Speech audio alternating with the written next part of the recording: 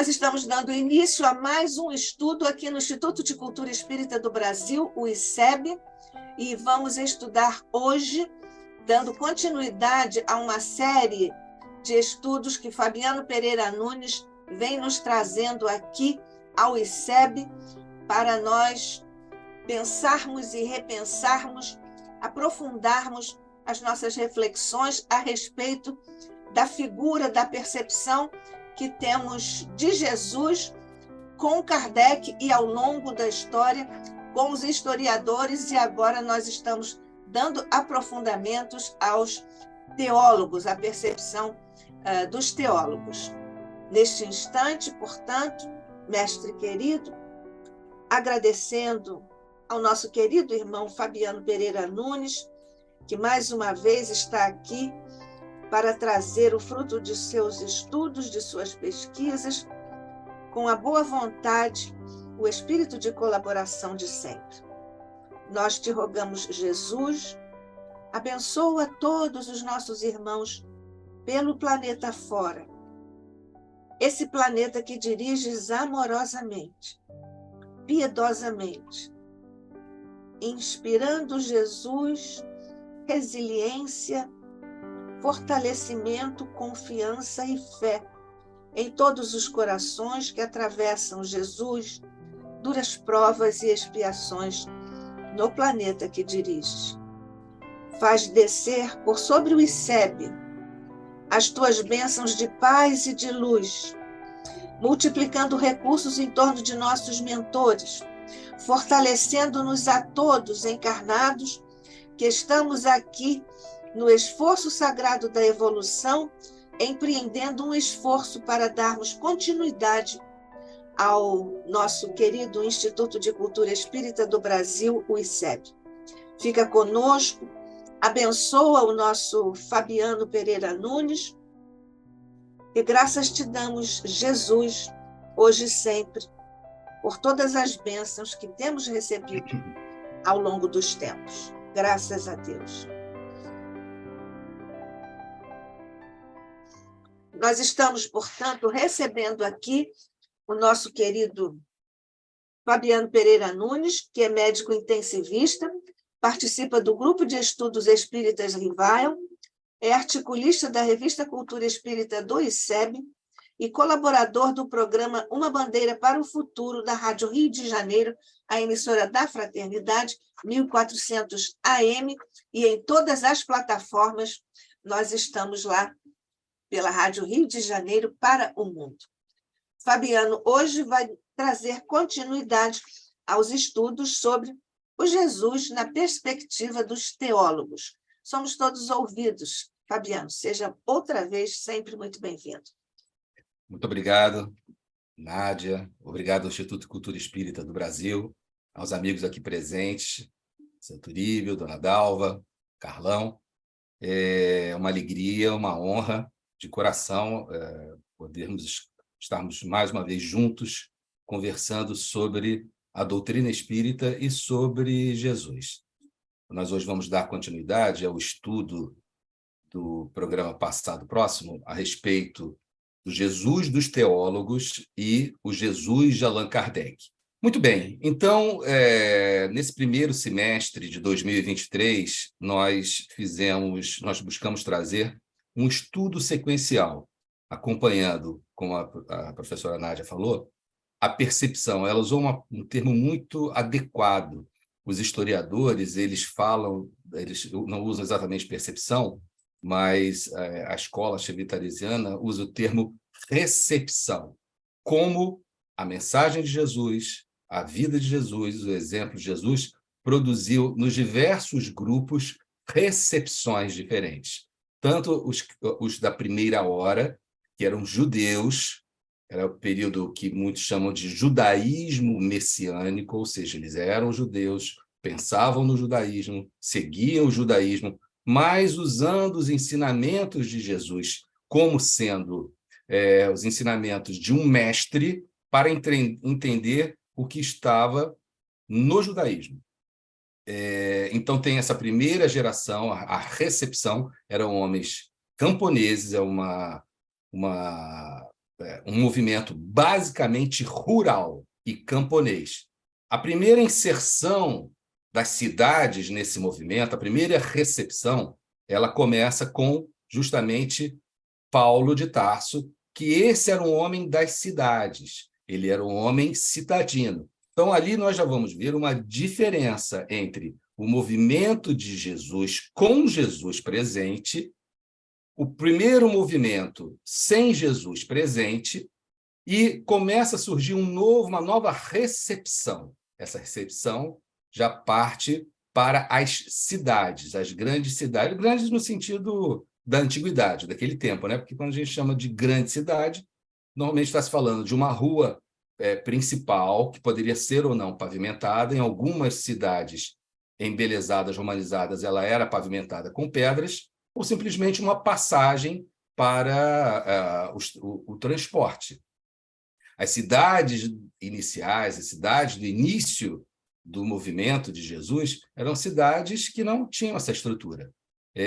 Por exemplo, as escavações arqueológicas de Nazaré mostraram que ali havia uma completa desorganização. Ela não tinha uma passagem principal, que hoje nós chamaríamos de rua, e organizada. As casas estavam aleatoriamente ali dispostas, então era uma cidade muito pobre. Nada se achou nessas escavações. Nem um pedacinho de granito, nem um pedacinho de mármore, nem um objeto um pouquinho, um fragmento de algum objeto um pouquinho mais sofisticado. Não, nada. O que fala a favor de ter sido realmente uma região especialmente pobre. Então, a percepção, que a professora Nádia utilizou, a expressão percepção, os historiadores usam um sinônimo, que é a recepção.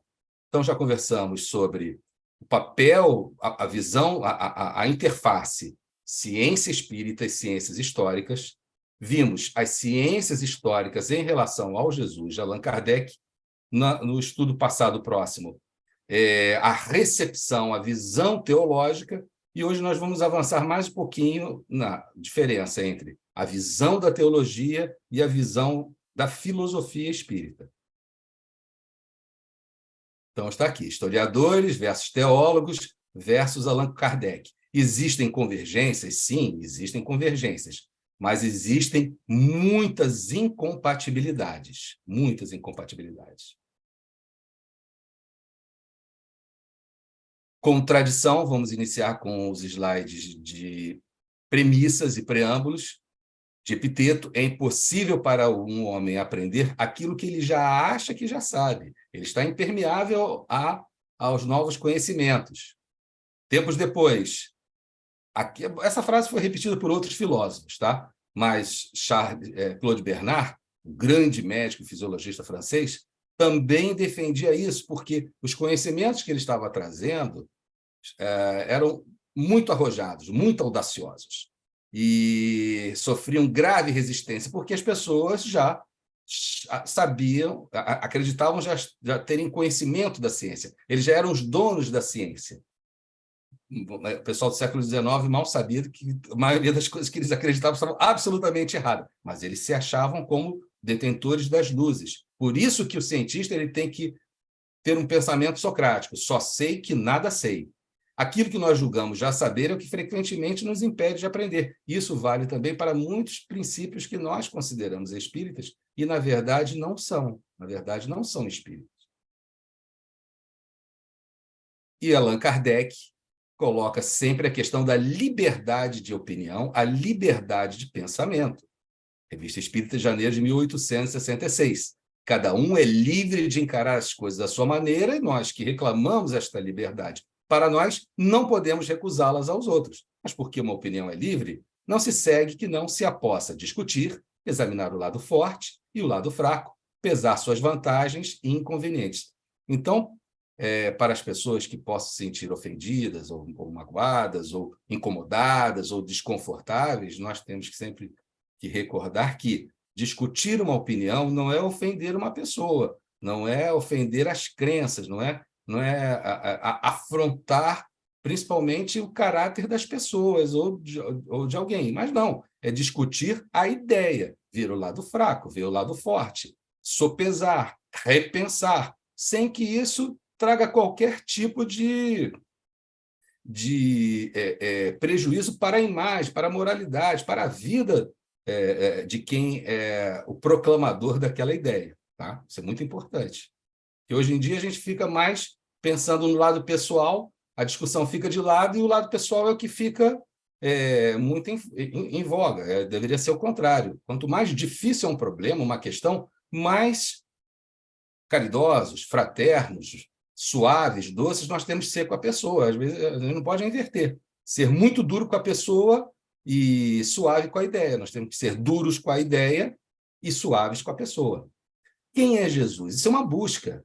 Como a professora Nádia falou, né?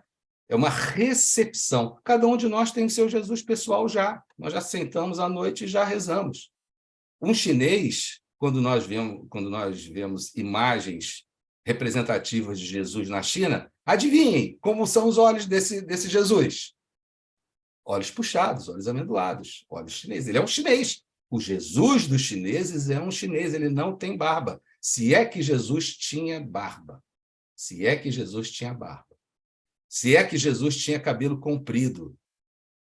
Existem muitas construções que nós já vimos, quantos séculos se passam, onde camadas e camadas e camadas são colocadas sobre o homem que viveu aqui entre o ano 7 ou 8 ou 9 antes de Cristo e o ano 33 depois de Cristo. Ou era comum, agora chamado era comum. Sim, Jesus nasceu muito antes do ano 0. Foi um erro de datação. Como se sabe isso? Porque quando Jesus nasceu, o rei era Herodes Magno. O rei Herodes Magno morreu no ano 4 antes de Cristo. E ele ficou os últimos anos da vida muito adoentado. E quando Jesus nasceu, Herodes o Grande, ele era da pá virada. Então, ele tinha saúde. Então, a datação do nascimento de Jesus é 7 a 9 antes de Cristo. E a data da Páscoa caindo 14 Nissan, mais provavelmente seria no ano 33, quando a gente assiste até os documentários da History Channel, NetGeo, etc., eles já colocam Jesus no ano, tendo desencarnado, morrido no ano 33. Bom, então, se é 7 a 33, não vou nem falar 9, tá? Mas 7 a 33, Jesus era um quarentão. Bom, para mim que estou quase um sessentão, um garoto, né? Mas aquela ideia de Jesus, um jovenzinho, não é verdadeira. Não é verdadeira. Jesus era jovem, tá? 40 anos é muito jovem, mas não tão jovem quanto a imaginação. Essa imagem aqui, ela é de suma importância. Do diretor da obra Paixão de Cristo com o ator Caviezel. Suma importância, porque existem estudos, o professor Sheri Tarese e de outros, da influência brutal, poderosa que a indústria cinematográfica fez no imaginário popular. A indústria cinematográfica ela cresceu. As pessoas nasceram, quem nasceu há mais tempo, desde dos filmes preto e branco de Jesus, que só ficava de costas, até os filmes mais modernos. Então, isso fez mais imaginário do que as próprias instituições religiosas. O famoso filme que todos gostam, né? Jesus de Franco Zeffirelli. Lembram do Jesus de Franco Zeffirelli? 8 horas de filme, eu assisti de pijama e com uma mamadeira de café com leite, que meu pai e minha mãe foram assistir, não tinham com quem deixar, meus irmãos já trabalhavam, né? Eu sou temporão, então me tascaram pijama, me levaram uma mamadeira de café com leite, 4 horas assistindo Jesus de Nazaré, parte 1, depois mais 4 horas, Jesus de Nazaré, parte 2. Franco Zeffirelli falou assim, vamos fazer a filmagem de Jesus lá, o quê? Vamos lá para Israel e vamos no Rio Jordão batizar Jesus onde? No Rio Jordão. Então, quando eles chegaram no Rio Jordão é um rio raso, barrento, sinuoso, horroroso. Israel tira tudo dele daquela água, é pouco sim, mas ele fala assim, mas como é que eu vou filmar uma coisa tão grandiosa como o batismo de Jesus nesse troço aí? Não tem condição. Ele falou com essas palavras, são minhas palavras. Mas quem é tijucano sabe, é como se fosse filmar o batismo de Jesus no Rio Maracanã. O rio bate na canela, está todo imundo. Então, eles filmaram o batismo de Jesus no Rio Colorado, se não me falha a memória. Então, voltamos para os Estados Unidos para fazer essa filmagem. Que aqui onde está, não dá. Isso aqui não tem condição de Então, essa mensagem, essa imagem gloriosa de Jesus, nós vamos ver ao longo dos nossos estudos, né? Não foi assim. Não foi assim. Foi muito, muito, muito mais humano e parecido com a nossa vida do que, imagina, a nossa vã filosofia. Senão não faria nenhum sentido ele ter vindo. Também não faria nenhum sentido ele ter vindo. Então, saibam, o Jesus do cinema influencia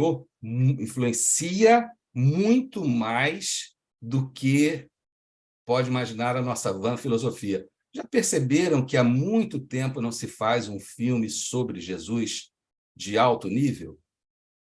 Há muito tempo. Isso só foi quebrado por alguns que furam a bolha, né? Por exemplo, The Chosen, né? A série que é totalmente independente, está fazendo um sucesso esmagador no mundo todo. Né? The Chosen já vai para a terceira temporada. Furou a bolha. E é a série mais assistida do planeta Terra. Então, o Jesus no cinema, Jesus na televisão, ele é um fator significativo e motivo de estudo também. Então, todos buscam o que é Jesus.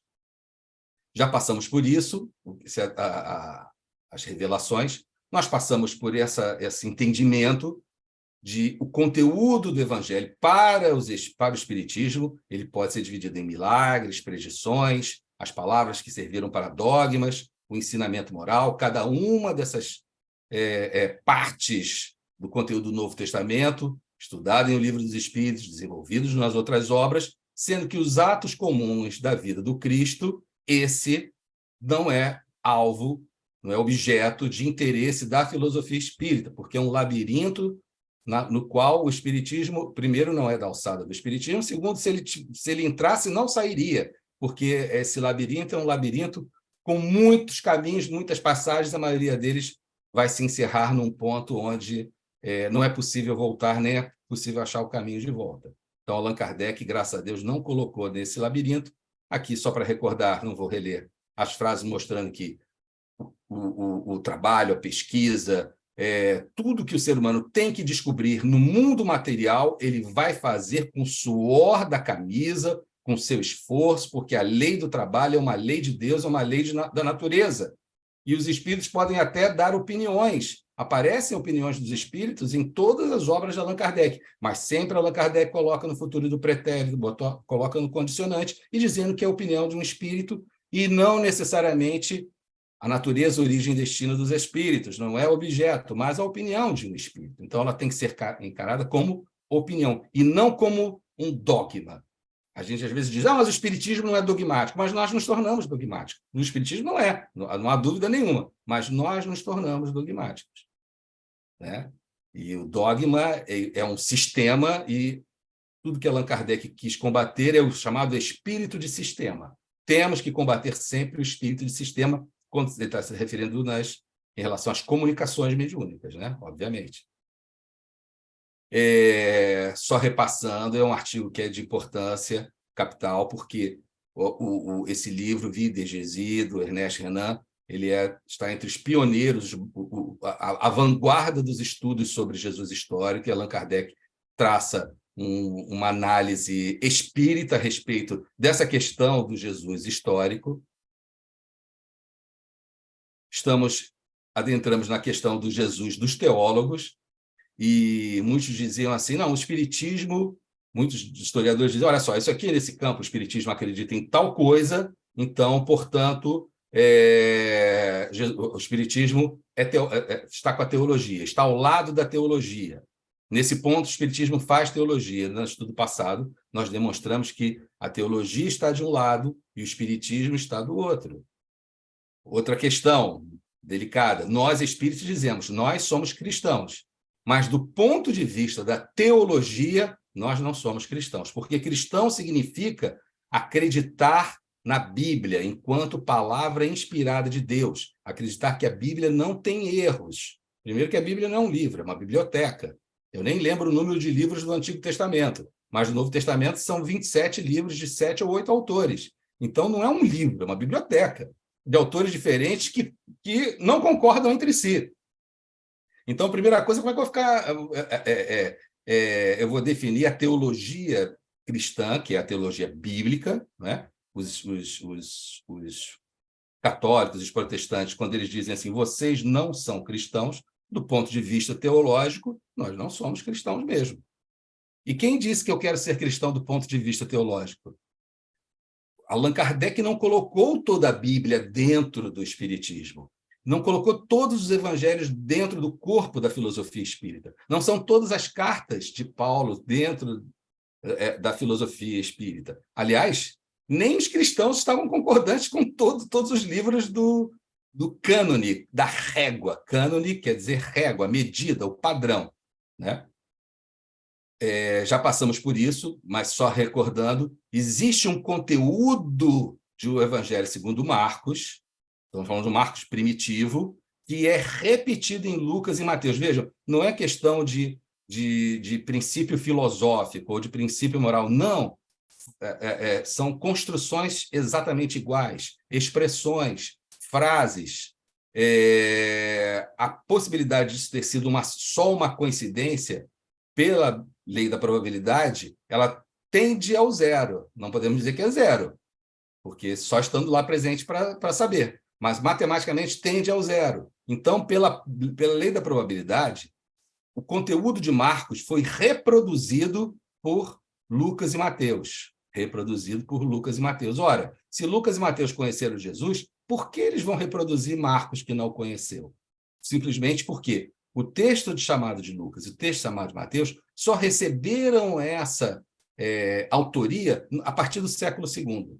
Então, veja, um bom pedaço de Marcos está aqui dentro. Existe uma parte do material, esses números mudam muito, tá? Os pesquisadores vão mudando esses números, a gente vai ficar louco se ficar atrás do número exato.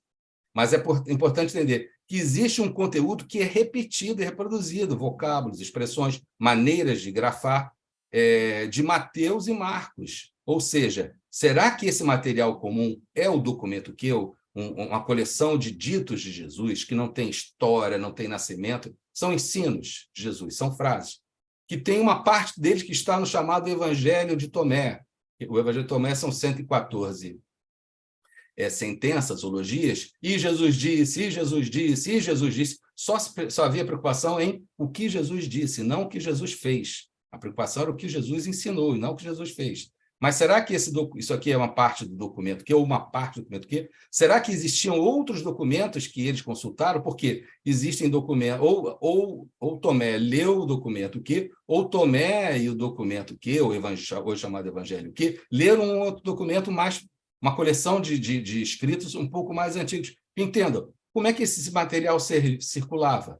Era uma cópia feita, endereçada a uma pessoa, ou uma comunidade que era de 10 pessoas, 20 pessoas. E aí esses andarilhos, ao levarem, iam acrescentando informações do papel que eles já tivessem. Mas nós estamos falando já da segunda geração. A primeira geração não sabia escrever, muito menos escrever em grego, gente. Os escritores precisam ser tardios. Os estudos arqueológicos mostraram que não tinham inscrições, tabuletas, coisas que pudessem comprovar que aquelas comunidades campesinas da Galileia, na sua maioria, soubessem ler. O analfabetismo era a regra. Tem um historiador que estima em torno de, no máximo, 5% de pessoas com capacidade de escrever e ler, no máximo, naquela região campesina, se é que chegou a esse número. Então, quem começa a andar e redigir são já o movimento de Jesus que não viu Jesus. E esses andarilhos, quando eles aprendiam uma nova tradição oral, aprendiam um novo escrito, reforçavam a redação, faziam acréscimos. Isso deu origem a, provavelmente, 3 evangelhos de Marcos, que tinham conteúdo maior e outras diferenças. Mas existe um conteúdo também que é comum só a Marcos e Lucas, e não a Mateus. Só a Marcos. É pouco, sim, bem pouquinho. Mas existe, mas é igual. Então, fala a favor de terem os dois tido acesso às duas comunidades, estamos falando de comunidades, terem tido acesso a um material, aqui ele coloca 1% de Lucas e 3% de Marcos. Há um outro material que, no momento, é desconhecido. Existe uma dupla tradição, ou seja, um material que não está em Marcos, mas só está em Lucas e Mateus. Será que esse material seria aqui? É uma outra possibilidade. E uma parte menor é única de Mateus e menor e única de Lucas. Porque Jesus, ele prega, nada se escreve no seu tempo e ele desencarna sem ter nada escrito. Tudo seguia a tradição oral. Mas como é que as pessoas lembravam tanto? Gente, não se esqueça uma coisa, os judeus, eles cantavam muito. Pode ser que muito dessa tradição oral tenha se preservado, hipótese, tá? Através das músicas. A construção, a linguagem, a repetição de determinadas palavras dão uma sonoridade a alguns trechos do Evangelho que dizem muito a favor de terem sido preservados graças simplesmente à tradição oral, e uma tradição oral rítmica, por exemplo, numa música como era da tradição de muitos grupos judeus. Tá? Mas essas datas, vejam as datações, Marcos, lá para o ano 70, Mateus e Lucas, lá para o ano 80, João já veio para o século II, voltou para o século I, foi para o século II, João, coitado, vai para lá e para cá, já entrou e saiu do cânone várias vezes. Os evangelhos chamados apócrifos, são mais de 200, né? E eles são bem tardios, são do século II, e eles são muito importantes para se entender como as comunidades cristãs pensavam, viviam, no que elas acreditavam. No que elas acreditavam. E se no século II existiam tantas comunidades lideradas por Febe, tenha vindo da tradição apostólica de Febe, por exemplo, de Madalena, etc., mostra que o movimento de Jesus ele foi muito forte entre grupos que tinham como liderança mulheres. Ora, você jamais vai ter grupos fortes com lideranças femininas se na época, no movimento de Jesus, com Jesus presente, isso não tivesse acontecido. É praticamente impossível. É praticamente impossível. De onde surgiu essas mulheres na liderança? Do nada? Claro que não. Então, os evangelhos tradicionais mostram a ascendência masculina, inquestionável. Mas, e os evangelhos apócrifos? Eles mostram no que eles acreditavam lá no século II. Tem que se remontar ao século I para ver que isso não pode ter surgido do nada. Ainda mais numa sociedade, como se costuma dizer hoje em dia, tão patriarcal. Esse é um termo que eu detesto. Detesto. Realmente, preponderância política a mulher não tinha. Militar, de jeito nenhum. Econômica, de jeito nenhum. Mas tudo existia para proteger a mulher. A mulher, que ela era mãe, e nada existia mais importante do que os filhos, toda a estrutura patriarcal do povo judeu era para proteger aquela que era a mãe dos filhos. E isso, a condição de inferioridade social, política, militar, econômica da mulher é um fato histórico. Mas o que não se fala é que a sociedade ela criava um sistema de defesa física mesmo, né, da mulher. As guerras existiam para proteger as mulheres e as crianças das diversas tribos e aí sucessivamente. Certo? Lembrando, Marcião, lá no final do século I, no início do século II, ele foi um dos primeiros a falar assim, olha, existe uma regra, uma referência, um cânone. Esse documento que eu tenho, que vem de Lucas, tá? É o Evangelho segundo Lucas, vem da tradição do apóstolo Lucas, as cartas de Paulo, e tirando delas tudo que se refere ao judaísmo. Então, seria uma edição de cartas e do chamado, que ele chama de Evangelho segundo Lucas. E aí o marcionismo gerou uma brigalhada na comunidade cristã brutal, porque mas que história é essa? E os chamados pais da igreja patrística, e começa com Irineu de Lyon, Clemente de Alexandria, Eusébio de Cesareia. Veja, quando ele fala Lyon, Alexandria, Cesareia, não é que a importância seja de onde ele nasceu, mas está se referindo à sua cidade, à sua comunidade e à popularidade dessa comunidade. Existiram outros pais da igreja, existiram outros líderes, ou bispos, ou episcopos, mas eles não tinham tanto conhecimento, tanta notoriedade, ou talvez não tivessem nem carisma. E, por isso, o movimento não deixou muitos registros históricos. Mas Irineu de Lyon já vai combatendo o Marcião, já fala, esse daí é um herege. Os textos que nós estamos usando, eles têm valor, sim. Sabe por quê? Esse material daqui vem da pregação do apóstolo Levi, Mateus. Esse vem da pregação de Marcos. Esse que veio da pregação de Pedro. Esse aqui veio da pregação de Lucas, que acompanhou Paulo, que foi médico de Paulo, o Paulo autêntico, né? Que era um homem doente, e ele era médico de Paulo. E o evangelho aqui é o evangelho segundo o discípulo amado, é o evangelho de João. Então, a autoria desses textos que circulavam, segundo os historiadores, não é segundo a teologia, começou a ser dada a partir do século II, justamente pelos pais da igreja. E os pais da igreja também desciam a mamona nos evangelhos apócrifos, que a gente chama de apócrifos. Quando descobriram Nag Hammadi lá, os evangelhos apócrifos, se passou a conhecer o texto que só era conhecido, eles estão falando do século XX, metade do século XX, né? Olha quanto tempo depois. Se era conhecido pelos seus adversários. A gente só sabia que eram os apócrifos pelos pais da igreja. Né? Então, a gente só sabia o pior. Depois se viu que realmente os textos são de grande beleza do ponto de vista de entender o pensamento das comunidades cristãs.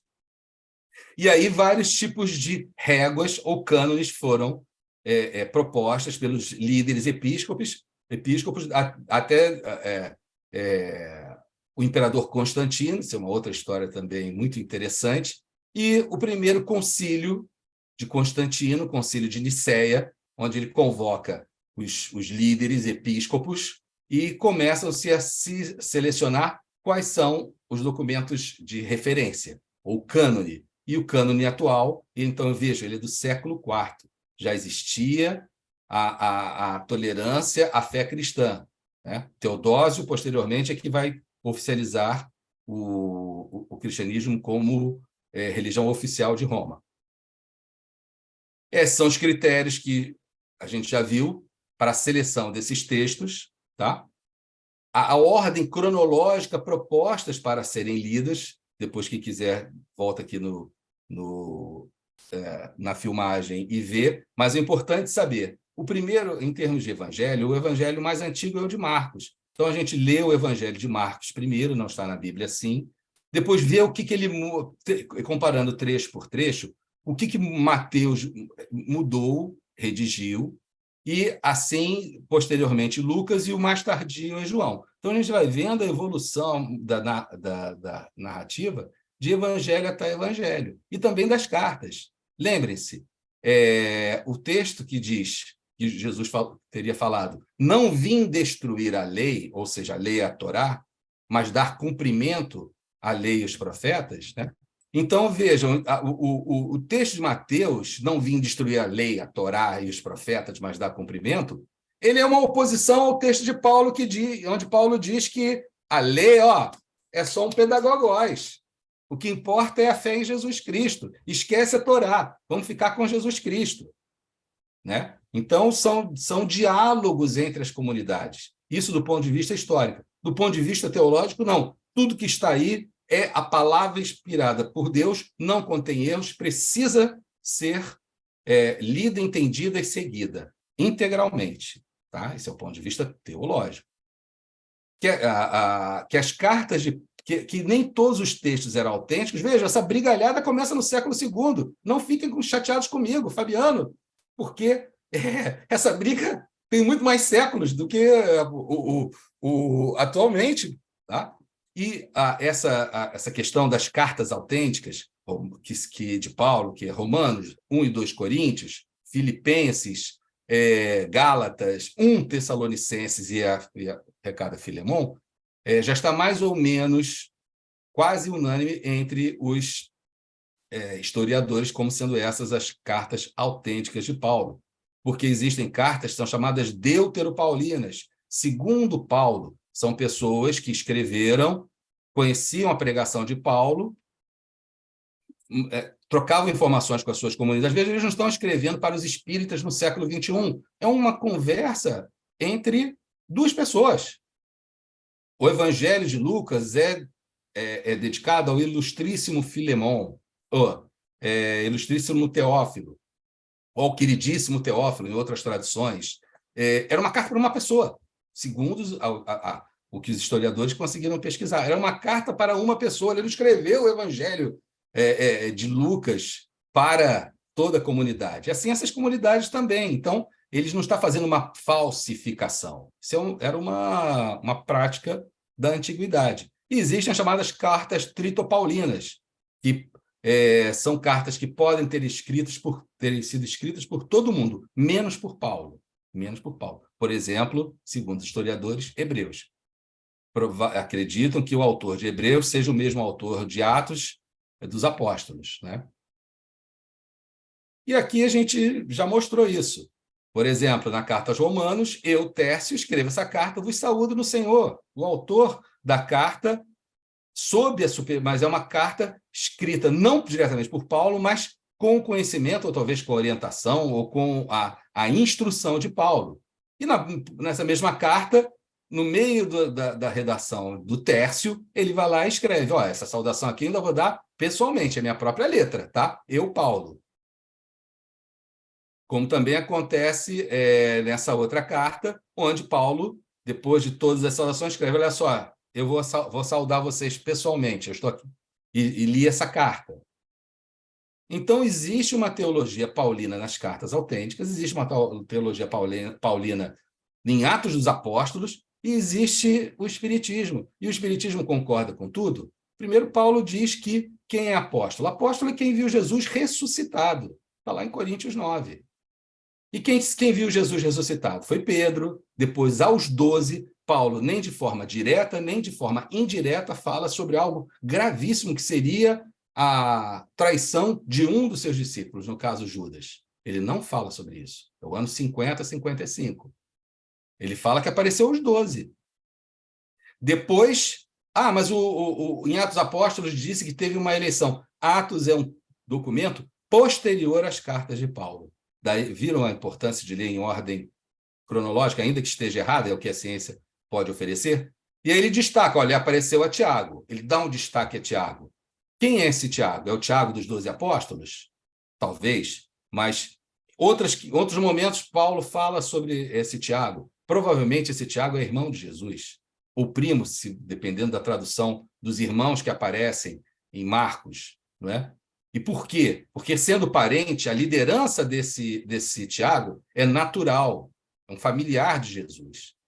E veja, Paulo não está preocupado com a aparência de Jesus. Não tinha nada a ver, ninguém se preocupava com a aparência de Jesus na época.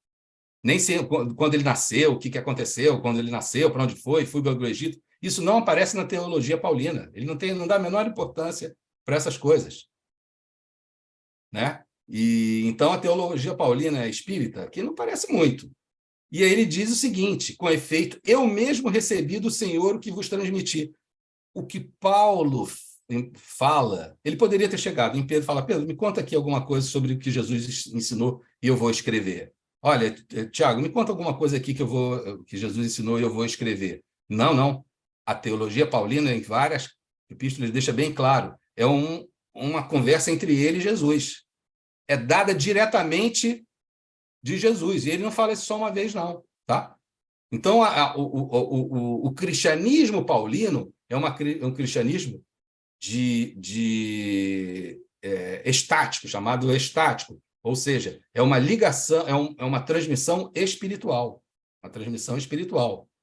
Esse trecho é muito importante, não só pela questão de que a Torá virou um pedagogo, ou seja, um escravo muito velho e que não se prestava mais ao trabalho e que levava a criança até o seu instrutor. Ele diz que a lei passou a ser isso, mas ele diz o seguinte, o que justifica o homem, o que salva o homem é a fé em Jesus, mas não é qualquer fé, não. Você tem que acreditar que Jesus morreu pelos nossos pecados, foi sepultado e ressuscitou no terceiro dia. Esse é o querigma, a coisa proclamada. Essa crença de que a salvação vem na fé em Jesus Cristo, que Jesus morreu pelos nossos pecados e ressuscitou ao terceiro dia, é espírita? Não, de maneira alguma. Então, não podemos dizer, o espiritismo, do ponto de vista teológico, é uma religião cristã. Do ponto de vista teológico, nós não podemos dizer isso, não. Podemos dizer, certo, mas Se nós estamos usando como regra do jogo a teologia, a gente não pode dizer. A questão é que quando Kardec usou a teologia como regra do jogo? Never. Então, são questões diferentes. Quando me fala assim, mas você não pode dizer que você é cristão, eu falo assim, e cadê Jesus dizendo que eu não posso? Ah, está na Bíblia. Eu falei, bom, então uma outra questão. Então, pega a faca. Pega a faca agora. E eu, como sou seu amigo, ainda te dou o direito de você escolher qual a sua mão que eu vou cortar primeiro. É a direita ou a esquerda? Eu sou seu amigo. Porque lá na Bíblia está dizendo que é para cortar a mão se ela for motivo de escândalo. Escolhe a mão que você vai cortar. A qual o olho que você quer que eu arranque agora com a faca, a ponta da faca? É o direito ou o esquerdo? Porque está escrito que é para arrancar o olho se ele for motivo de escândalo. Então, se a Bíblia é a palavra exata inspirada e você tem que seguir ao pé da letra, então vamos lá, pode trazer a faquinha que uma das mãos você vai ficar sem ela, né? Mas são discussões estéreis, necessárias, né? Vamos ser sinceros. Também o texto de Paulo é submissão à autoridade civil, é a carta aos romanos. Quem era a autoridade? O imperador romano. E ele passa vários trechos explicando que eles tinham que respeitar a autoridade romana porque ela vinha de Deus. Olha só, é meio diferente do Paulo que a gente imagina, né? Então, aqui na Revista Espírita de fevereiro de 1862, Allan Kardec fala, olha, tira fora tudo que se referia a política, questões irritantes, essas discussões só vão trazer embaraços, complicações, enquanto o assunto é moral, você não tem nada que colocar como objetar se a moral for boa. Então, Allan Kardec ele diverge do pensamento paulino em relação às autoridades temporais. Allan Kardec coloca o espiritismo acima disso tudo, das autoridades temporais e das filosofias materialistas. É acima disso tudo. Não pode ser igual. É igual, já perdeu, gente. Então, para o espiritismo, a Bíblia não é a palavra inspirada de Deus. Até porque as escrituras elas foram feitas de cópias manuais dessas letrinhas. Tudo a gente já viu na semana passada. Era muito pesado, cansativo. Imagina, no escuro, na luz de lampião, se é que era aquele de lampião de... na verdade, não é... a candeia, né? Uma luzinha de candeia, vira a cabeça para lá, vira a cabeça para cá, textos imensos, aquela letrinha que não tem vírgula, não tem ponto, não tem parágrafo. Olha o risco, como essas cópias causaram erros. Então tinha coisa escrita errada, má grafia, salto, pulava uma página, borrões. Então, a cópia da cópia da cópia da cópia não tem nada a ver com as primeiras redações e também não tem muito a ver com que exatamente as exatas palavras de Jesus, porque Jesus não falava em grego. Esses textos estão em grego. Jesus falava em aramaico. E não foi nem escrito em hebraico. Se tivesse escrito em hebraico, seria mais perto de Jesus, seria mais fácil, né? Mas não, está em grego. Isso deu muitos problemas, não só de cópias, como de erros de interpretações e de entendimento, que tinha muita figura de linguagem, expressões de linguagem, regionalismos, termos, alegorias. Então, o copista, se ele soubesse ler, ele já ficava confuso e mudava. Isso é documentado, tá? Isso aconteceu. E, além disso, tinha aqueles que nem sabiam escrever, só repetiam desenho. Olha a margem de erros das cópias, das cópias, das cópias e das suas consequentes cópias. Então, como dizer que não contém erros algo que já desde a sua gênese já vem sendo copiado com muitos erros? E, além disso, existem as mudanças intencionais. O copista alterava a sua cópia baseado no que ele acreditava. Tá? E, olha, temos muito material para pesquisa. Está desatualizado. É muito mais que isso. 5.700 ou manuscritos, ou pedaços, ou fragmentos, ou papiros, pedacinhos de papiro, e versões, 10.000. Olha quanto material, fora os escritos dos pais da igreja. Não é?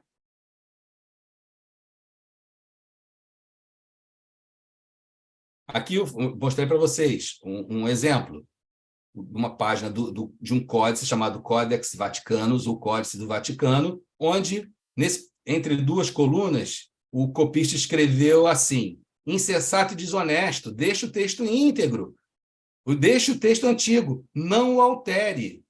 Ou seja, o copista viu um erro, corrigiu o erro e já escreveu para o outro: olha, não muda isso aqui, deixa de ser insensato, deixa de ser desonesto, não altera o texto. Então, a identificação de erros nos textos não é do século XX, não, tá? Isso é muito antigo. Isso está até nas próprias epístolas, né? Nas próprias epístolas. E toda tradução é uma exegese, é uma interpretação. Allan Kardec ele fala sobre essas questões, sobre as questões linguísticas. Ele fala sobre a questão da cópia. Basta que um erro se haja cometido uma vez para que os copiadores o tenham repetido, como se dá frequentemente com relação aos fatos históricos. Então, por que Allan Kardec iria usar a Bíblia como uma palavra inspirada de Deus e os textos como não contendo erros, se ele mesmo diz que tem erros? Ele mesmo já apresenta essa questão dos erros das cópias. Isso é uma questão kardeciana. É uma das convergências entre o espiritismo e as ciências históricas. E divergência do espiritismo, nesse ponto ele está ao lado das ciências históricas, contra a teologia. Outra coisa, a língua hebraica não era rica e continha muitas palavras com várias significações. Então, era aquilo, os regionalismos, os termos, as expressões que, ao serem copiadas, foram sendo... Allan Kardec fala isso nesse texto que está em O Evangelho segundo o Espiritismo. Ele vai sendo quase que transliterada. Então, eu falo de engolir o sapo por sofrer um cancelamento, usando uma linguagem moderna. Então, o copista ele vai trocando as expressões. Isso é preciso, o Espiritismo levou em consideração. Essas notas encontram especial aplicação na interpretação das Escrituras, das Santas Escrituras, e em particular dos Evangelhos. Se não tiver em conta o meio em que Jesus vivia, fica-se exposto a equívocos sobre o valor de certas expressões e certos fatos, em consequência do hábito em que se está de assimilar os outros a si próprios. Ou seja, quando nós pegamos uma expressão de Jesus, de 2000 anos atrás, e trazemos para o mundo presente, olha aqui, Jesus está falando que temos que ser, exemplo, né? Comunistas. Ok, Jesus está dizendo, a expressão que Jesus, o sentido que Jesus usou, se nós trouxermos ele ao tempo presente, estaremos criando um erro de interpretação. Um erro de interpretação completo. Então, é o contrário, nós temos que sair do momento presente e viajar até a antiguidade para entender o contexto em que aquelas palavras foram ditas. Então, e a questão das cópias, das redações, a chamada elaboração redacional, ou seja, se escreverem coisas que não aconteceram e são elaborações das comunidades cristãs, etc., não passa despercebido por Allan Kardec. Allan Kardec explica, as palavras que se lhe atribuem, ou seja, as palavras que atribuem a Jesus foram ou mal reproduzidas. Olha só que convergência com as ciências históricas do século XX, XXI, ou mal compreendidas, ou não são de Jesus, ou não são suas. Então, para Allan Kardec, trechos que estão escritos no Novo Testamento simplesmente não são de Jesus. Para falar isso, tem que ser corajoso, audacioso, valente, tem que ter um ombro gigantesco para aguentar o peso dessa frase, e Deus nunca colocaria em ombros fracos um peso tão grande. E ele levou esse peso com facilidade, entre aspas, né? Facilidade, mas digamos assim, com prazer, com satisfação.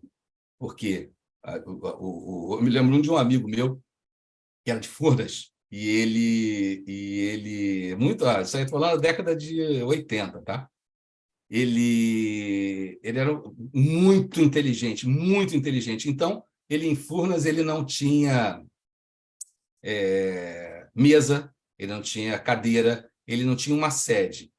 O trabalho dele era ele e uma lapiseira. Ele detestava caneta, ele adorava lapiseira. Aí ele chegava na direção de Furnas e falava, tá tendo um problema, não sei assim, tá todo ferrado, não sei o que lá, ali, vai ser o caos, etc. E aí mandavam ele para esse caos.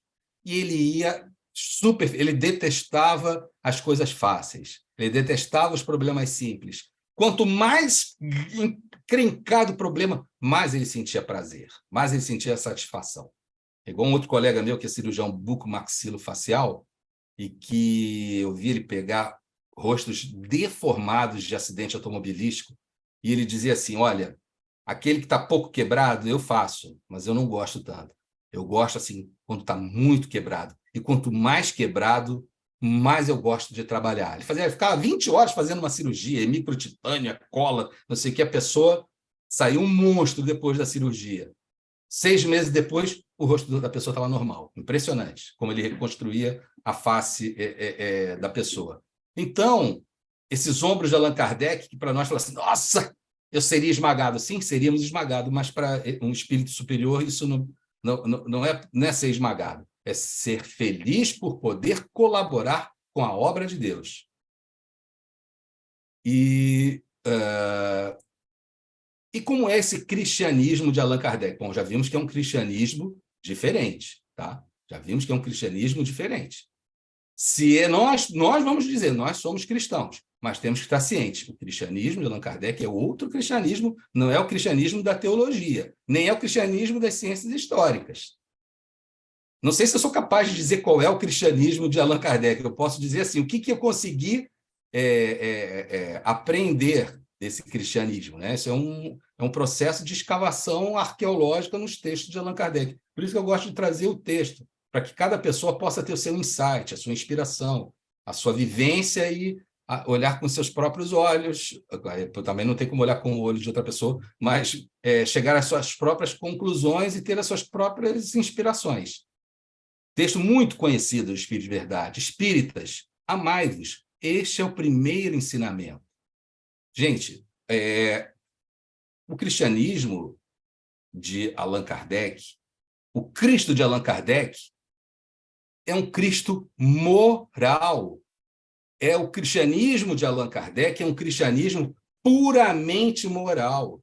O Cristo, o Cristo de Allan Kardec, que embora seja um homem, a gente vai ver isso no próximo estudo, mas o cristianismo ele é puramente moral. Allan Kardec diz assim, que o cristianismo, o alicerce do espiritismo é o cristianismo. Não, ele diz que a moral cristã é o alicerce do espiritismo. Estou certo ou estou errado? Então, se alguém tem alguma palavra, algum texto onde Allan Kardec diz que o cristianismo é o alicerce do espiritismo, me mostra que eu não consegui achar. Mas eu posso mostrar dezenas de textos onde Allan Kardec afirma que a moral cristã é a moral do espiritismo. Tá? Porque a moral cristã, não a Bíblia, a moral cristã é a moral mais perfeita, mais prática, mais aplicável, mais pragmática, se vista do ponto de vista do espiritismo, né? Existe uma maneira de usar essa moral cristã. Então, o primeiro mandamento, o primeiro ensinamento é o amai-vos. Não é crer em que Jesus, que tem, né, aceitar Jesus como Salvador e Redentor dos pecados. Isso é uma teologia paulina, não é teologia cristã. Os espíritos, vejam bem, a escala espírita, aquelas ordens e as classes, elas não são para rotular pessoas, muito menos rotular os espíritos. Ela é uma ferramenta de estudo das comunicações espirituais. Comunicações espirituais. Então, analisando os gêneros de comunicações, o conteúdo, a moral, os espíritos são classificados na escala espírita. Terceira ordem, os imperfeitos. Segunda ordem, os bons espíritos. E primeira ordem, os espíritos puros. Um espírito muda de ordem, né? O espírito muda de ordem da terceira para a segunda ordem e da segunda para a primeira ordem não é pela intelectualidade, é pelo amai-vos, é moral. As ordens são divididas do ponto de vista moral. Um espírito muito intelectualizado pode estar na terceira ordem. Ele está trazendo comunicações espirituais sobre medicina, sobre ciência, sobre microbiologia, sobre astrofísica, mas ele moralmente é um espírito da terceira ordem. Mas ele já é um espírito que está melhorando. Sim, é um espírito neutro. né? Um espírito neutro. Por isso que vai aparecer ali os batedores e perturbadores. Mas, moralmente, o que é um batedor ou um perturbador? Porque aquela classificação é uma classificação das comunicações. E um espírito se torna um bom espírito a partir do momento que ele ama. E aí ele passa para uma ordem melhor. Aí, nessa segunda ordem, tem os espíritos que são benevolentes, os espíritos que são sábios. Esse negócio de espíritos sábios e espírito de sabedoria é um erro grosseiro de tradução. Desculpem a grosseria das minhas palavras, mas um erro grosseiro de tradução. O sábio é aquele que tem sabedoria, ele não poderia ter colocado dois na mesma classificação. Em francês tem lá um termo para sabedoria, e o que eles para sábio, e o que eles chamam de sabedoria está escrito savant. Savant pode ser sabedoria? Sim, savant pode ser sabedoria, mas é também ciência. E a definição desse espírito savant se refere a conhecimento científico. Ele já sabe amar, e ele tem um conhecimento científico, então ele é um savant. A tradução do Herculano Pires ele chama de espíritos eruditos. Espíritos eruditos, ele não usa de espíritos de sabedoria. Anna Blackwell não, usa ciência, a tradutora para o inglês. E é só pegar o dicionário de francês, gente. Está lá savant, as opções de savant, vai ver qual a definição do savant e fala se encaixa melhor sabedoria ou ciência. Você vai ver que encaixa melhor ciência nessa tradução. Então, são aqueles que são ciências, são os espíritos superiores, mas isso é análise da comunicação. Mas para o espírito da segunda ordem chegar ao espírito puro também é um adiantamento moral, não é um adiantamento intelectual. Então, o primeiro mandamento é o amai-vos, é isso que faz o progresso do espírito. E o segundo é o instruí-vos. Você não quer se instruir? Beleza, tudo bem. Mas se você aprender a amar, você já mudou de ordem, já progrediu muito, né? E se eu me instruir e não amar? Você não vai mudar de ordem. Então, esse é o cristianismo. O que o Espírito de Verdade diz, no cristianismo encontram-se todas as verdades. São de origem humana os erros que nele se enraizaram. Isso parece um tremendo contrassenso. Nós não falamos agora que não existia um cristianismo, mas recepções dos ensinamentos do Cristo, e cada recepção deu um cristianismo diferente. E essas comunidades, elas viviam em tensões, uma tensão brutal entre outras. Olha, tem uma pesquisadora chamada Elaine Pagels, uma senhora, ela aparece muito em documentário, mas ela tem trabalhos muito importantes. Um dos trabalhos que ela tem, ela compara o Evangelho segundo João e faz um cruzamento com o Evangelho de Tomé. Então, é a comunidade joanina e a comunidade tomesina. Essas duas comunidades, tensões gravíssimas. Veja que no Evangelho de João, todo mundo recebe a bênção do Espírito Santo, menos quem? Tomé. Não é só questão de ser incrédulo, é a questão de não receber as bênçãos de Jesus. Não foi soprado pelo Espírito Santo. Não viu Jesus ressuscitado. Para Paulo, quem não viu Jesus ressuscitado não é apóstolo. E ele viu, não acreditou. Então, olha a comunidade de Joanina batendo de frente com a comunidade tomesina, dizendo, olha só, esse cristianismo de vocês é falso, porque o apóstolo da tradição que vocês seguem é um apóstolo falso. Ele não recebeu, ele viu Jesus e não acreditou, ainda teve... Gente, você encontra o Jesus. Jesus, é relatado que eles estão em um lugar fechado. Jesus aparece do nada, uma aparição tangível, na visão espírita. Aparece ali. Precisa de mais alguma coisa? Não estou satisfeito. Talvez não seja Jesus. Deixa eu enfiar o dedinho aqui na ferida. Tem que enfiar o dedinho lá na ferida. Agora sim, acreditei. O que a comunidade está dizendo? Joanina está dizendo que essa outra comunidade eles não têm fé. Veja bem, isso é uma visão dos historiadores. Existe a visão dos historiadores, a visão dos teólogos e a visão dos espíritas. Para o espiritismo, isso é outro papo. Mas eu só estou dizendo isso para mostrar que o que o Espírito de Verdade está dizendo, que todos os erros, redações, elaborações que envolveram esse processo são erros humanos, que o espiritismo em si ele não possui erro. E qual é o cristianismo não possui erro? Qual o cristianismo não possui erro? É só ler a frase de cima. Amar e instruir. Esse é o cristianismo. Esse é o cristianismo. Amar e instruir. É por isso que, na resposta da questão 625, os espíritos não responderam Jesus. Os espíritos responderam: vede Jesus, voyez Jésus, observe Jesus, olhe Jesus. Porque olhando Jesus, o cristianismo todo aparece: amar e instruir. Então, isso não tem erro. Está perfeito. É vendo Jesus em ação. Porque escrever sobre Jesus, aí o ser humano ele tem essa liberdade. Veja bem, isso não é um processo de falsificação. Isso é um processo humano de evolução, de crescimento civilizacional. É assim mesmo. É preciso entender essas questões e tirar o proveito para o progresso. Então, o cristianismo ele é perfeito. O que está de errado no cristianismo? Tudo que for humano. E o que era humano? O que é humano? Isso aí a gente consegue entender a partir do cristianismo. Outra visão do cristianismo de Allan Kardec. Nessa obra, no artigo sobre a vida de Jesus, que é o livro sobre Jesus histórico, um dos pioneiros sobre Jesus histórico, Allan Kardec, uma das vertentes filosóficas e morais que Allan Kardec desenvolve pode ser simbolizada nesta frase: a obra do Cristo era toda espiritual. Tudo que nós temos que aprender, entender, retirar como essências e colocar dentro de nós é a obra moral do Cristo. Então, para aqueles que dizem, não, porque Jesus queria... Aí está a divergência com os historiadores. Esse pão nosso de cada dia era um pão material. Jesus veio para diminuir a fome material. Ele era um revolucionário em relação à opressão do Império Romano, da teologia imperial romana. Era um reino onde não haveria fome entre as pessoas.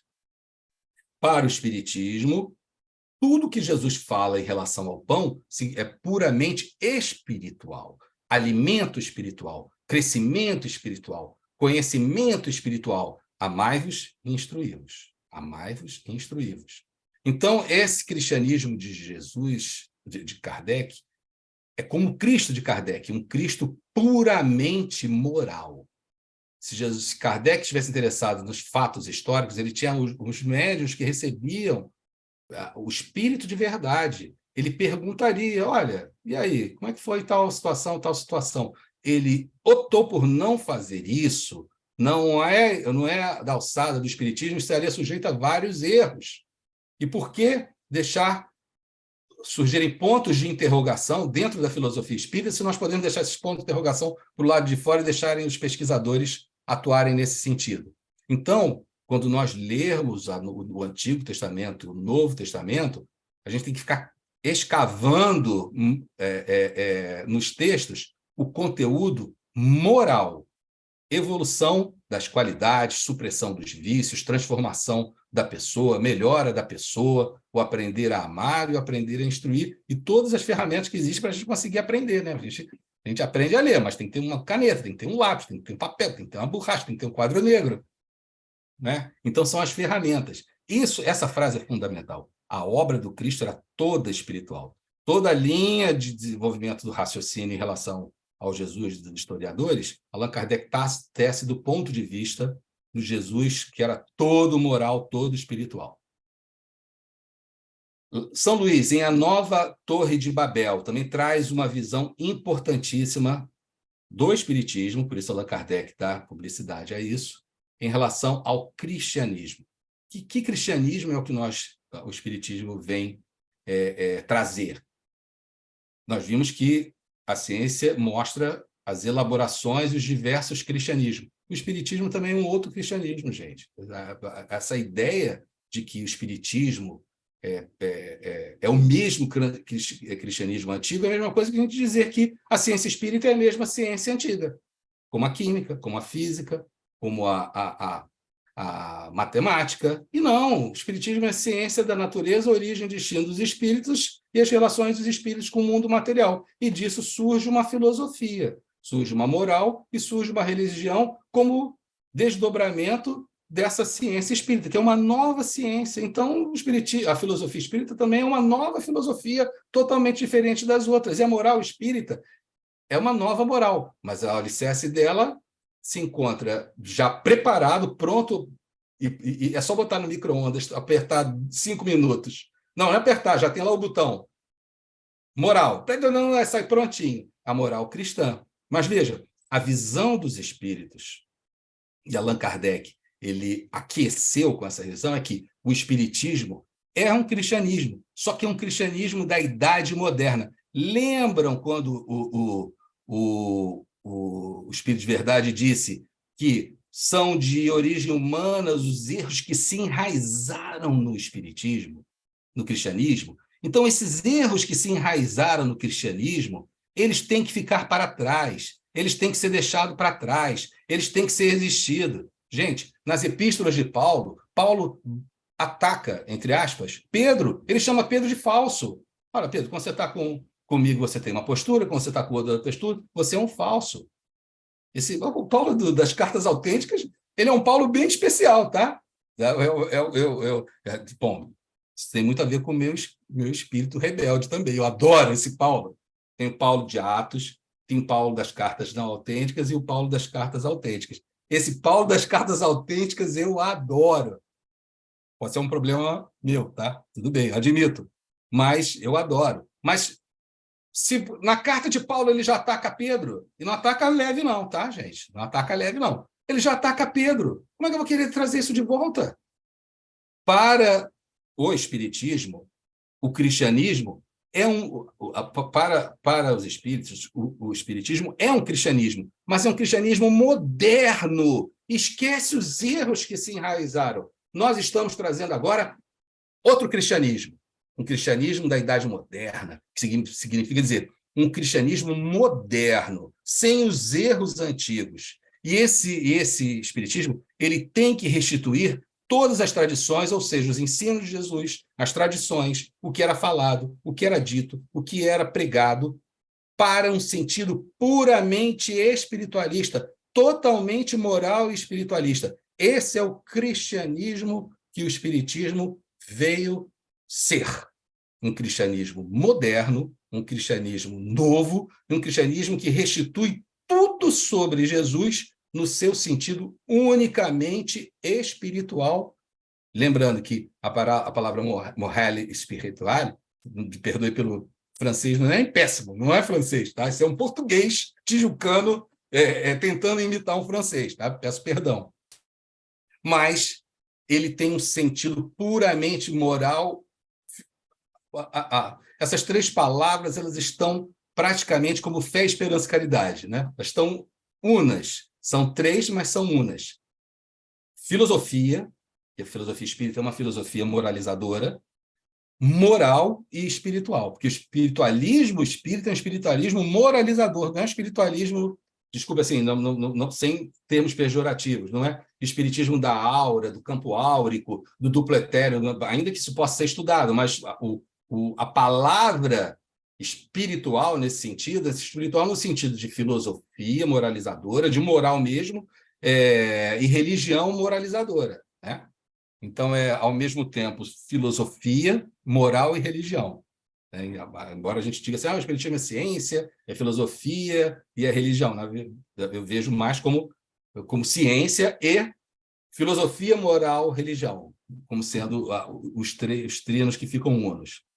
Mas então o espiritismo é o cristianismo da Idade Moderna que deve, não é pode, deve restituir as tradições em seu sentido espiritualista, puramente espiritual. Esse é o nosso cristianismo, tá? Esse é o cristianismo. Vejam que lá em O Evangelho segundo o Espiritismo, até a gente colocou isso no chat na semana passada, o Paulo dos Espíritas não é o Paulo da Bíblia. O Paulo da Bíblia não é espírita. Sinto dizer a vocês, tá? O Paulo da Bíblia não é espírita. Esse Paulo aqui, que era um dos espíritos que trabalhava na Sociedade Parisiense dos Espíritas, até numa das evocações, um espírita perguntava, você está conseguindo ver alguém? Aí ele vai dizendo, estou vendo São Luís, estou vendo Paulo, estou vendo fulano, Beltrano, e agora, como que estivesse flutuando ao longe, eu vejo o espírito de verdade. Tá? Então, Paulo era a figurinha carimbada nas reuniões ali da Sociedade Parisiense dos Espíritas, junto com Santo Agostinho, com São Luís. e tantos, né? Porque não é uma dimensão física, é uma dimensão extrafísica. Então, veja que a festa era boa, né? E esse Paulo Espírita, ele dizia assim: meus amigos, agradecei a Deus o haver permitido que pudesseis gozar a luz do Espiritismo. Não é que somente os que a possuem hajam de ser salvos. Olha, não é mais acreditando que Jesus veio pelos nossos pecados, morreu e ressuscitou no terceiro dia. Não, ele está contradizendo o que ele disse antes. Ele não troca, é um cristianismo moderno. A salvação é moderníssima.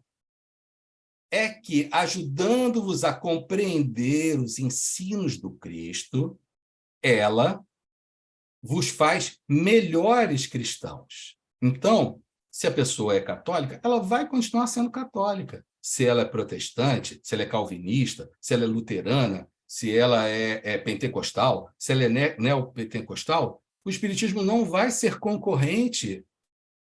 Ele vai ajudar você, dentro da sua religião, a entender melhor os ensinos morais do Cristo, não teológicos.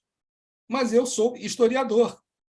O Espiritismo, ele não é a religião que vai virar ciência. Está lá em O Evangelho segundo o Espiritismo.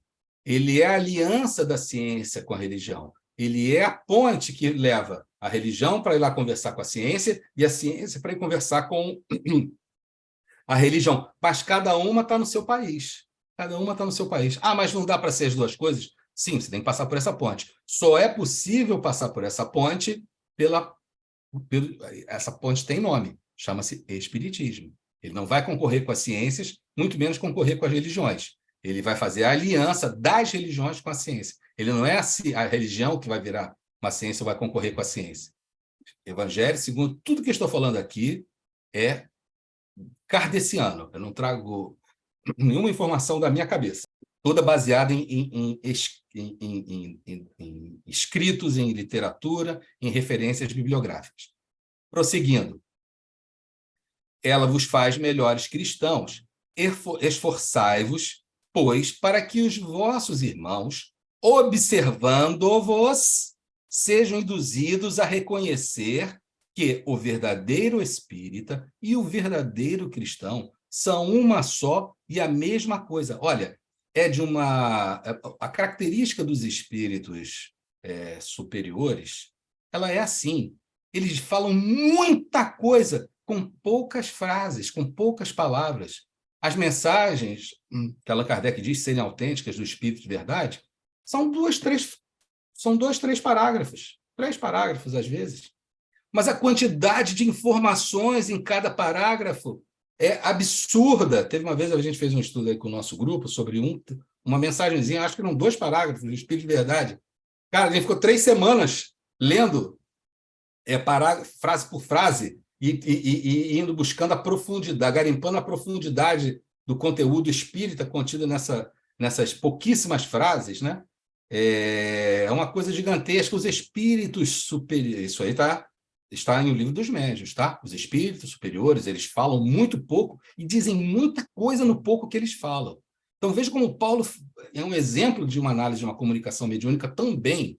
Ele, em pouco tempo, ele já desconstruiu várias teologias dele mesmo, né? Com uma frase, ele vai desconstruindo cartas e cartas e cartas e mais cartas. E esse vede Jesus, voyez Jésus, olha Jesus ainda mais. O que Jesus representa para nós, ele não é entendido necessariamente pelo que está escrito que ele disse, a vida de Jesus, a ação de Jesus no mundo é a doutrina do Cristo. E isso está tudo lá nas obras de Allan Kardec, tá? Mas tem as outras obras, não é? Cada um tem a sua proposta dentro dos estudos. A minha proposta é como se fosse assim, redescobrir os textos de Allan Kardec. Tentar aprender aquilo que eu acho que já sabia, né? Aquilo que eu julgava que já sabia, justamente o que eu estou precisando reaprender, para ver com novas visões, com novos entendimentos, com uma nova abordagem. Então, é o que eu julgava já saber, que eu estou tentando aprender, e por isso que eu me concentro aqui no texto de Allan Kardec. Então, voyagesi, ver de Jesus, não se aplica só a Jesus, é aos espíritas. As pessoas têm que olhar um espírita e dizer, pô, tudo bem que eles são do demônio, somos os espíritos são demônio, mas essa pessoa é boa. Isso não tem como negar. Ela é uma boa pessoa, ela faz o bem, ela é honesta. Ela não puxa o tapete, ela não dá facada nas costas de pessoas, ela não é dissimulada, ela não é maledicente, ela não faz intriga, ela não fala mal pelas costas de ninguém. Bom, isso aí é o que nós deveríamos fazer, né? Estou dizendo que é o que eu faço, não. Isso aí é o que deveria acontecer. De fora, alguém olhando fala, olha, tudo bem, eu não sei o que esse demônio aí faz, mas eu reconheço que você é uma pessoa que eu confio, porque você é confiável. E aí a gente pode dar para essa pessoa a resposta que Jesus deu. Mas peraí, vocês dizem que eu sou o chefe dos demônios, mas se o chefe dos demônios trabalha contra o demônio, como é que um rei trabalha contra o seu reino e o reino fica dividido, ele não cai? Se o demônio é o chefe dos reinos e ele ficar dividido, ele já vai falir. Como é que eu posso cumprir a missão de divulgar a obra do diabo, do inimigo, né? Do opositor da verdade? Se eu estou trabalhando contra ele, eu vou dividir o reino vai cair. Então, ou eu sou de um lado ou eu sou do outro. Essas são as minhas palavras, traduzindo uma exegese que Jesus disse. Ou eu trabalho para Deus ou eu trabalho para o diabo. Se eu trabalho para o diabo, eu sou um péssimo funcionário. Vou ser demitido. Então, eu não posso trabalhar para o diabo. Então, as pessoas têm que olhar para o espírito e falar assim, pô, mas se ele trabalha para o diabo, e o diabo vai contra o aborto, é contra a pena de morte, é contra a maldade, mas esse diabo está meio esquisito, é contra o vício, é contra as drogas, é contra a viciação, contra as paixões, esse diabo está meio esquisito, né? Mas tudo bem. Então, voyagesi e voyage spirits, né? Digamos assim. Observando-vos, sejam induzidos a reconhecer que o verdadeiro espírito e o verdadeiro cristão são uma só e a mesma coisa, dado que todos quanto praticam a caridade são discípulos de Jesus, sem embargo da seita a que pertencem. Então, vejam, qualquer que seja a sua religião, não é mais se você acredita em Jesus, ou melhor, se você viu Jesus ressuscitado, que você é um discípulo, que você é um apóstolo. Você é um discípulo, você é um apóstolo de Jesus, se praticar a verdadeira caridade, qualquer que seja a sua denominação religiosa. Então, essa epístola de Paulo não é epístola, não tem formato, estilo literário de epístola, como se estabeleceu na literatura antiga, né? Então, a gente chama mesmo aqui de carta.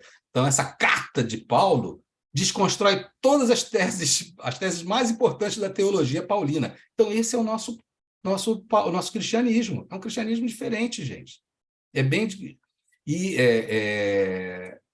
Isso a gente já mostrou, está em O Evangelho segundo o Espiritismo, lá no capítulo 13. São trechos da essência, do espírito de Allan Kardec ao se debruçar sobre os textos do Novo Testamento. Essas palavras ditas por Jesus, absurdas se as considerarmos ao pé da letra, são sublimes se lhes procuramos a essência. Então, vejam, nos textos, ele não está atento à questão da letra, mas sim à essência moral. O que significa moralmente? Tem acontecido, não tem acontecido. Seja autêntica ou seja uma elaboração redacional. Isso não está importando no cristianismo moderno, que é o espiritismo, mas sim a essência moral. Por exemplo, está no Evangelho, tá? A parábola da figueira que secou. Na parábola é assim, né? Na história é assim, Jesus chegou, não era tempo de figos, Jesus não entendia nada de tempo. Ele era um camponês, vivia no campesinato, e não sabia nada sobre colheita, né? E ele fala palavras contando coisas sobre a vida no campo, a parábola dos semeadores, sobre as coisas da vida do campo, mas ele não entendia nada de colheita. Aí ele chega para uma figueira fora do tempo de figo e fala assim, pô, mas não tem figo aí, não? Ah, figueira, te amaldiçoo, agora ninguém... Se eu não como agora, eu que sou bonzão, também ninguém nunca mais vai comer dessa figueira aí. Nem eu, se eu não como agora, eu queria comer agora, fora do tempo de figos. Então, eu não posso comer agora, que é fora de fígado, então também ninguém mais come. Acabou. E aí, no dia seguinte, eles passam pela figueira, ela está toda seca. Gente, imagina o seguinte, lá no meu hospital, uma vez caiu a figueira centenária. O, a Defesa Civil levou 3 meses para serrar a figueira e tirar ela da passagem, do estacionamento, porque é muito grande o tronco, é muito duro, é muito forte aquele tronco, tá? De uma figueira centenária. Pô, eles penaram para tirar a figueira que secou e caiu lá no coisa. Então, no dia seguinte, a figueira já era aquela figueira. Pô, já era. Aí, nossa, tá vendo? Você amaldiçoou a figueira também. Ela não resistiu, graças à sua maldição. Faz sentido isso ser literal? Nenhum sentido isso ser literal. Jesus ali ele é egoísta, não entende de nada, ainda faz uma coisa ruim para a posteridade.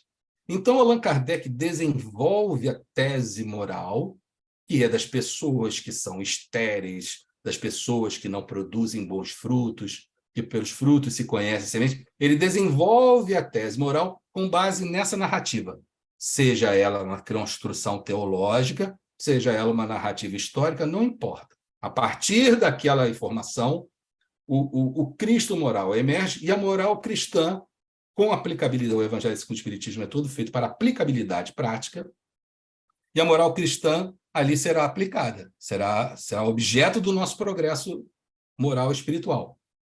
Veremos trechos onde Allan Kardec escreve assim: Jesus não pôde ter querido dizer, etc, etc. Então, ele pega um trecho atribuído a Jesus, onde se, pela teologia bíblica, pela teologia cristã, é a palavra inspirada de Deus, e Jesus, Allan Kardec diz: olha, Jesus não pode ter querido dizer isso. Ele não disse isso. E aí, por outro lado, vou pular aqui para baixo, ele complementa em muitas e muitas e muitas passagens. O verdadeiro sentido do seu pensamento se revela nestas palavras. E Allan Kardec, não satisfeito em fazer a edição do que os espíritos transmitiam nas suas comunicações, que os espíritos superiores se comunicavam, não satisfeitos em fazer edição no que os espíritos escreviam, ele faz a edição do que os redatores do Evangelho escreveram. E aí ele diz: olha, o pensamento é esse. Tarará, tarará, tarará. A gente vê isso em muitas passagens. Esse é o sentido. Jesus quis dizer o seguinte: coloca aspas e refaz as palavras de Jesus, de acordo com o cristianismo espírita, a filosofia espírita, com base na ciência espírita. Isso é fundamental também. Sua linguagem era quase sempre figurada. Em alguns trechos, Allan Kardec chega a dizer que a linguagem era sempre figurada. Falar com linguagem figurada é uma questão de muita inteligência, porque se você conversa com alguém que tem uma grande dificuldade de compreensão, analfabetismo funcional, quanto mais simbólica e apropriada a vida daquela pessoa você constrói a linguagem, quase como uma criancinha, né? Melhor ela vai fazer a compreensão. Então, Jesus falava, as coisas que Jesus estão relatadas têm que ser entendidas do ponto de vista de uma linguagem figurada. E por isso que ele diz: e aos homens incapazes de compreender os delicados matizes do pensamento, Jesus falava com imagens fortes que produziam efeito das cores vivas. Ele falava uma coisa que batia, a pessoa ficava assim: eita, o que é isso aí? Só que ali ela estava toda, a mente, o pensamento, a inteligência estava toda aprisionada com correntes. E aí essa chacoalhada quebrava essas correntes e a mente ficava livre para voar.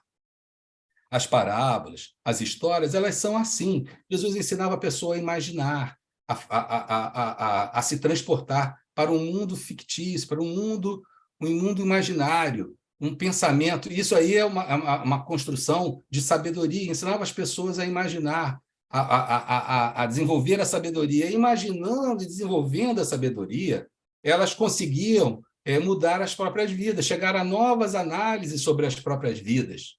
Olha só, você está vendo aqui? Se for construir uma casa, você não constrói essa casa sobre a pedra, sobre a areia. Vão ver as tempestades, e choveu, e aí caiu a casa do homem, e foi um prejuízo tremendo. Olha ali, tem ali uma pedra. Você não constrói a casa ali naquela pedra, que vão ver quando chover, quando subir a água da maré, etc., etc., quando cair aquela tempestade, a sua casa não vai ser levada, não vai ser derrubada. Então, ele vai ensinando a pessoa a construir na imaginação e, ao mesmo tempo, ensinando sabedoria. Que sabedoria nós temos nessa passagem? Primeiro, a sabedoria cristã, que é ser prudente, previdente e prover os meios de não repetir os erros. Você tem prudência, você tem provisão, e se prepara para não cair no mesmo erro. Vai, não tornes a pecar, para não acontecer coisa pior a você.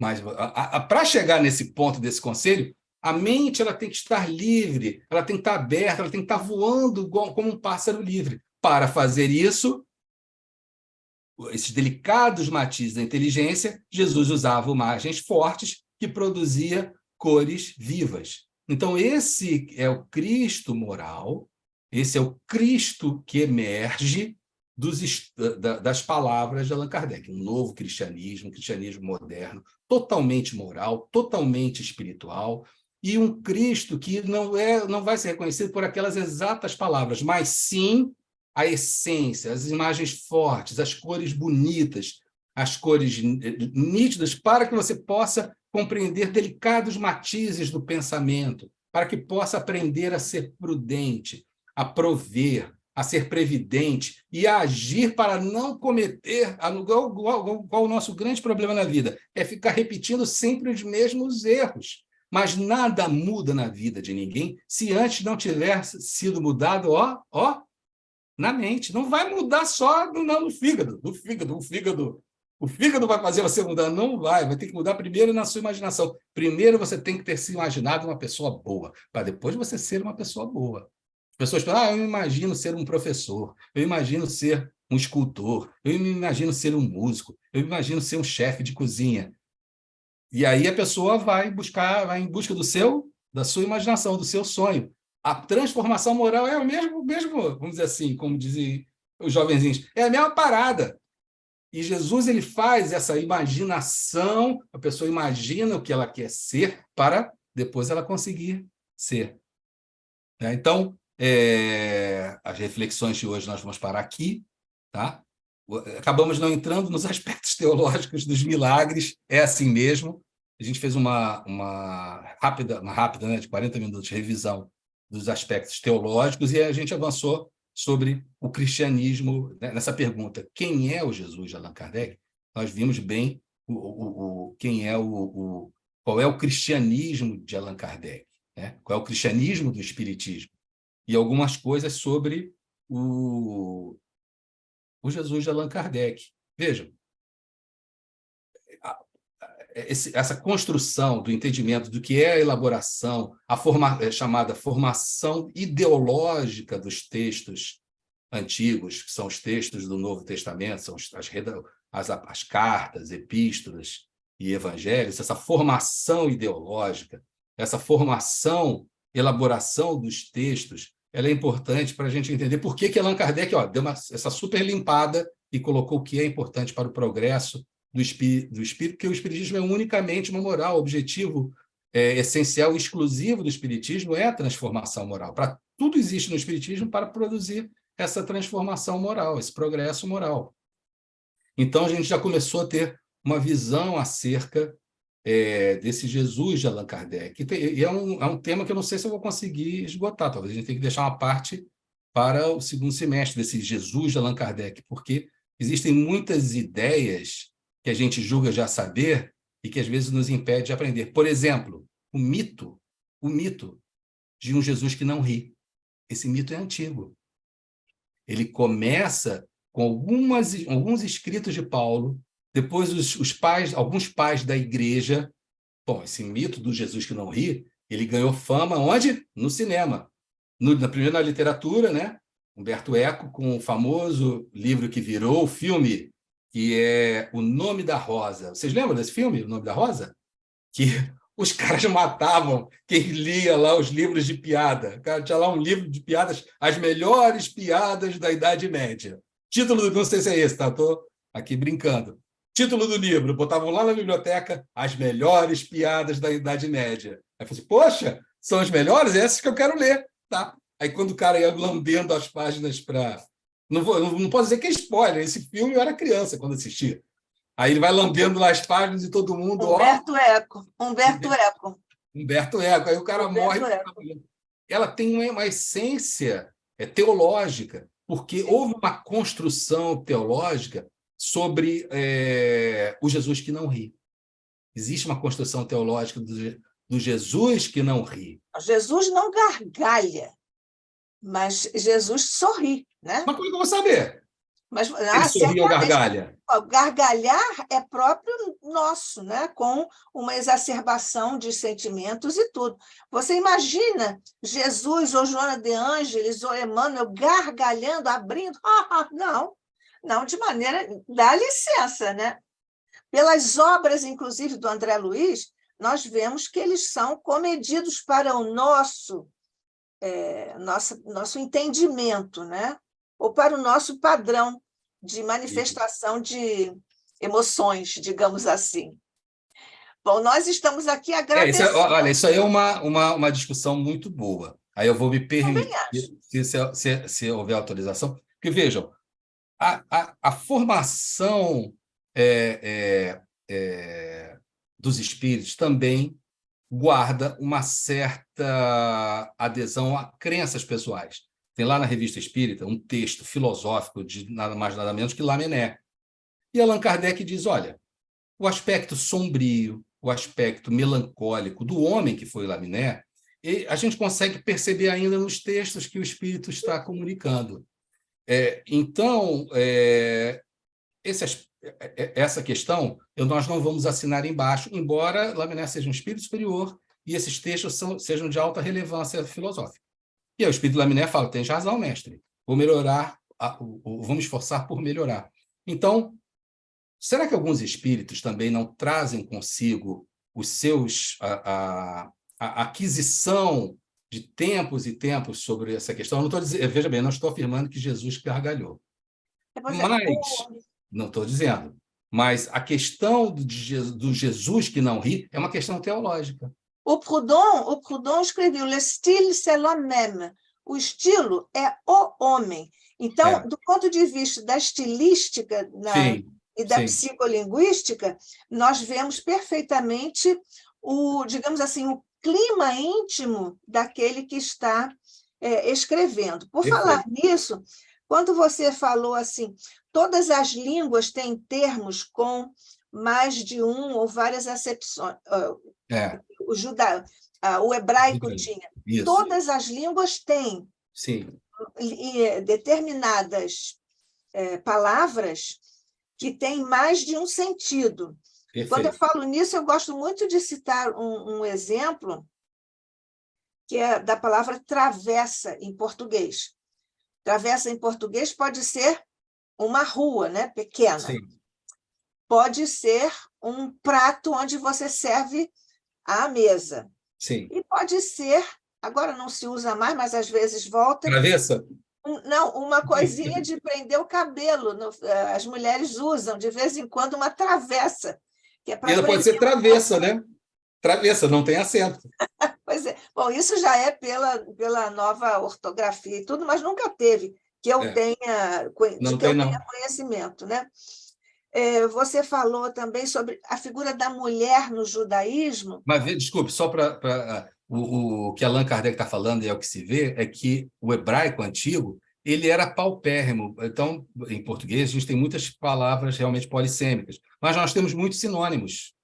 Nós temos uma gama de sinônimos gigantescas, ao ponto de você poder até ir usando sinônimos, mas no hebraico, e principalmente no aramaico, eram poucos sinônimos.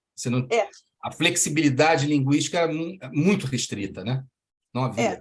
Do ponto de vista linguístico, toda língua revela uma visão de mundo, do mundo, do universo dos seus usuários.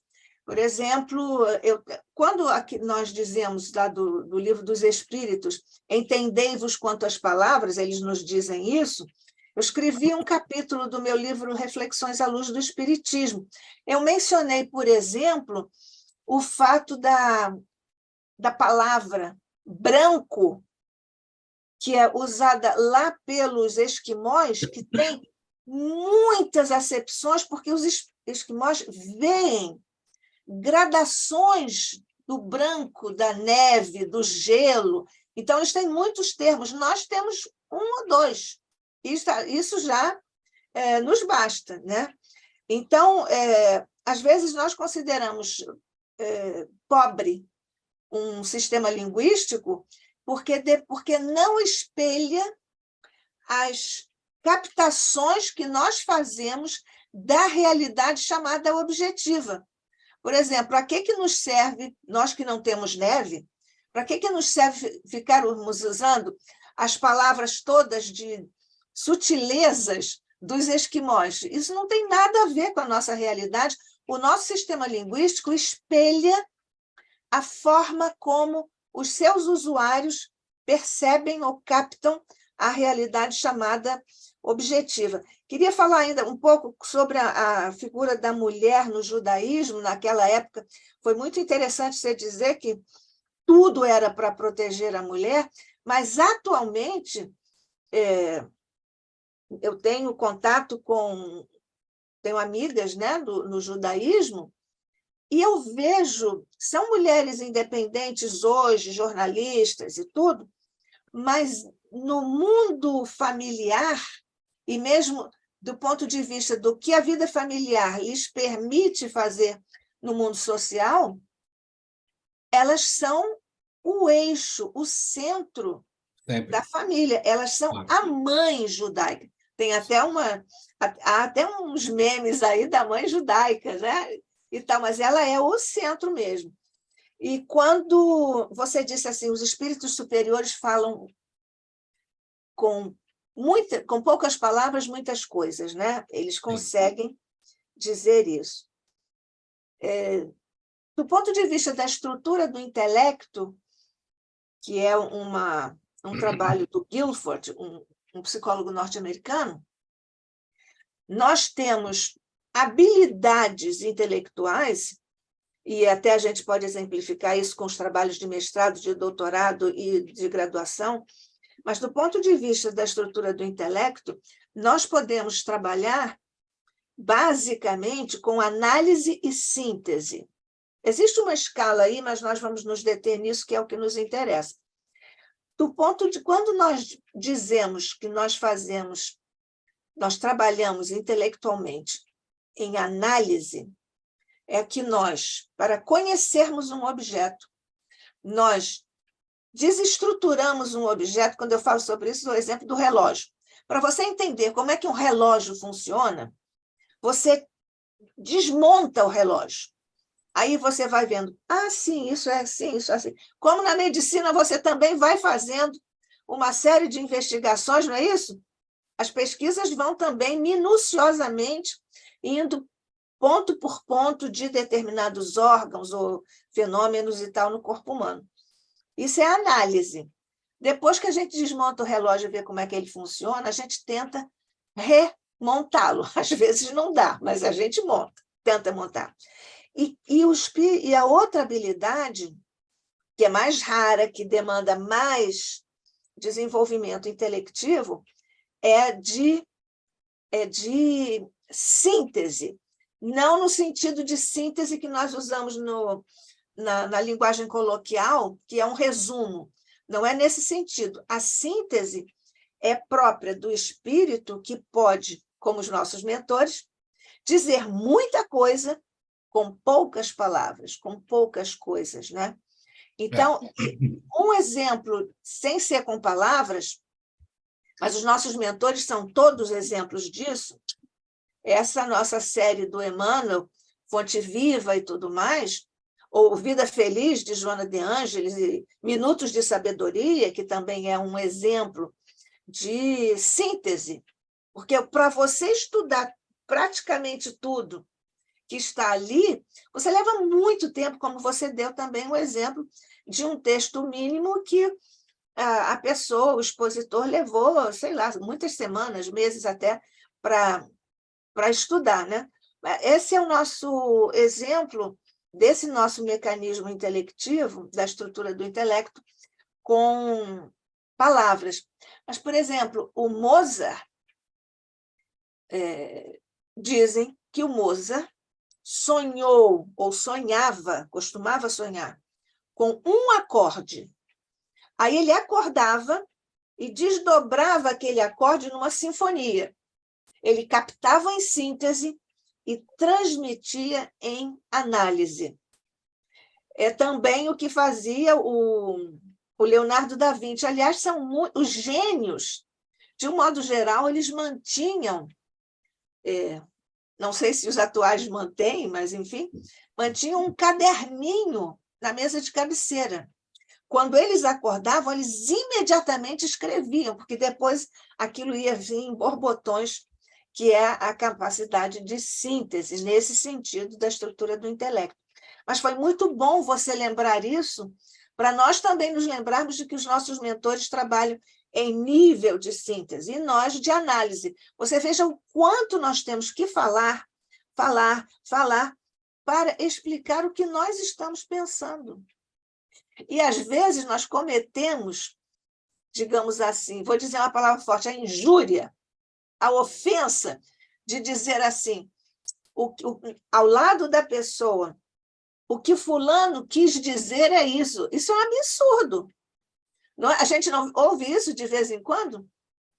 O que o Fabiano quis dizer. E Fabiano está aqui ao meu lado. Não, Fabiano, as pessoas não entenderam, então você, por favor, diga de outro jeito, que é o que todos os professores temos que fazer, não é isso?